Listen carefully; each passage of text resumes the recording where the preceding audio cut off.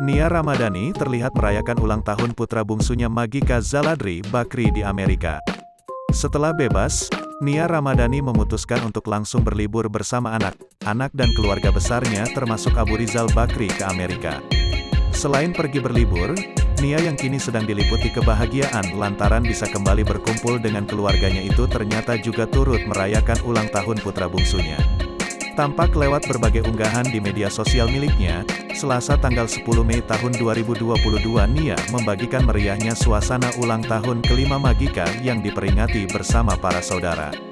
Meski hanya dihadiri oleh tamu yang terbatas, Nia dan Ardi mengadakan pesta untuk ulang tahun sang putra secara meriah.